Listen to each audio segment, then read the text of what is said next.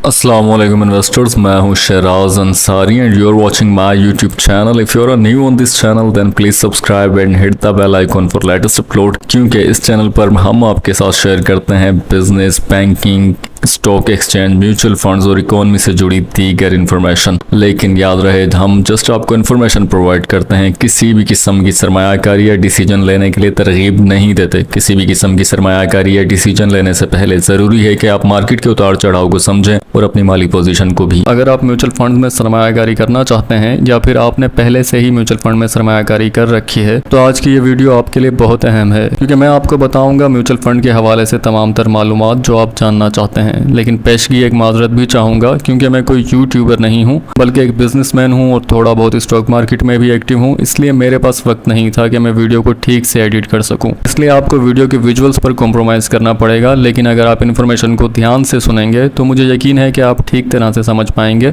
मैं जो आपको सिखाना या बताना चाह रहा हूँ इससे आप फ़ायदा हासिल करेंगे। पाकिस्तान में तकरीबन 24 करोड़ लोग रहते हैं, जिनमें से सिर्फ 30 लाख से कुछ ज़ायद ही लोग म्यूचुअल फंड्स में सरमायाकारी करते हैं, जो कि हैरत अंगेज तौर पर एक तरक्की पजीर मुल्क के लिहाज से बहुत ही कम तनासुब है। आखिर ऐसा क्यों है? क्योंकि पाकिस्तानियों की अक्सरियत को मालूम ही नहीं है कि म्यूचुअल फंड्स हैं क्या, तो कोई इसमें सरमायाकारी भला कैसे करेगा। मगर मुझे बड़ी तादाद में मौसूल होने वाली ईमेल्स से मुझे ये अंदाज़ा हुआ कि बहुत सारे लोग म्यूचुअल फंड्स के बारे में जानना चाहते हैं। इस वीडियो में आपको बताया जाएगा कि आप म्यूचुअल फंड्स में सरमायाकारी किस तरह से कर सकते हैं। सबसे पहले कुछ बुनियादी बातों को समझ लेना बहुत ज़रूरी है। स्टॉक मार्केट में सरमायाकारी में मुस्तहकम सतह पर रहने के लिए आपको कम अज़ कम अकाउंटिंग, फाइनेंस, माशियात और रियाजी की इब्तदाई मालूमात की ज़रूरत पड़ती है। हर कोई इस किस्म की तरबियत नहीं रखता, और जो रखते भी हैं तो इनमें ज़्यादातर के पास स्टॉक मार्केट में सरमायाकारी के लिए खुद तहकीक करने का वक्त ही नहीं होता है। इस रुकावट को अबूर करने का आम तरीका म्यूचुअल फंड्स हैं। म्यूचुअल फंड्स दर हकीकत आपकी सरमायाकारी की देखभाल करने वाली कंपनियों के कायम करदा पोर्टफोलियो होते हैं, और इन कंपनियों के पास आपके लिए रिसर्च करने के लिए एक तरबियत याफ्ता इन्वेस्टमेंट स्टाफ मौजूद होता है। थोड़ी सी फीस के एवज ये कंपनियां बड़ी तादाद में सरमायाकारों से सरमाया लेकर इन्हें जमा कर देती हैं, इनसे सरमायाकारी करती हैं और मुनाफे को इब्तदाई सरमाए के हिसाब से तकसीम कर देती हैं।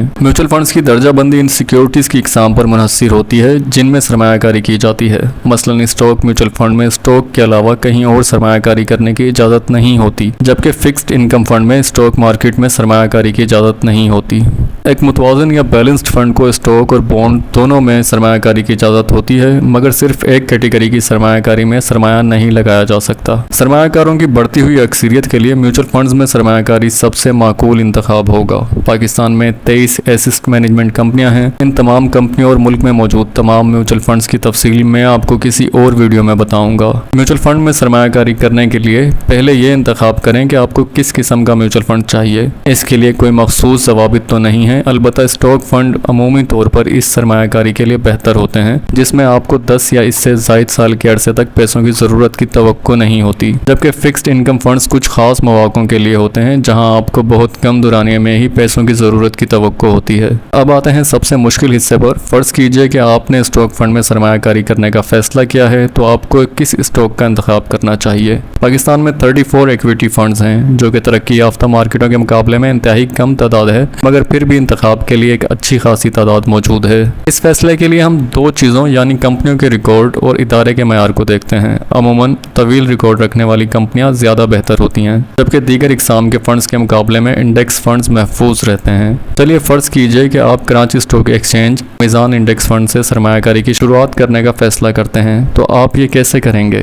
आप अल मीज़ान इन्वेस्टमेंट मैनेजमेंट के दफातर में जाने से शुरुआत करेंगे। मीज़ान बैंक की कुछ ब्रांचेज में भी म्यूचुअल फंड्स दस्तयाब होते हैं। वहाँ का सेल्स स्टाफ आपको 2 फॉर्म पुर करने को कहेगा। एक फॉर्म इन्वेस्टमेंट मैनेजमेंट कंपनी की तरफ से होता है, जबकि दूसरा फॉर्म CDC ऑफ पाकिस्तान की तरफ से होता है। CDC मुल्क में होने वाली तमाम सरमायाकारी का मरकजी दफ्तर इंदराज है। इसका मकसद इस चीज़ को यकीनी बनाना है कि आपकी एसेट मैनेजमेंट कंपनी या ब्रोकरेज फर्म आपका पैसा लेकर भाग ना पाए। ऐसा नहीं है कि इस तरह ब्रोकर या फंड मैनेजर के हाथों सरमायाकार का धोखा खाना नामुमकिन हो जाता है, मगर CDC की वजह से कंपनियों के लिए ऐसा करना बहुत मुश्किल हो गया है। इस मौके पर 3 इंतहाई अहम चीज़ें नोट करनी होती हैं। नंबर 1, जो पैसा आपने कंपनी में जमा करवाया है इसकी रसीद हासिल करें। नंबर 2, इस बात की तसल्ली कर लें कि कंपनी ने आपको तहरीरी तौर पर बताया है कि आपने कितने यूनिट्स यानी कि कितनी नेव खरीदी हैं, ये कितनी कीमत की है।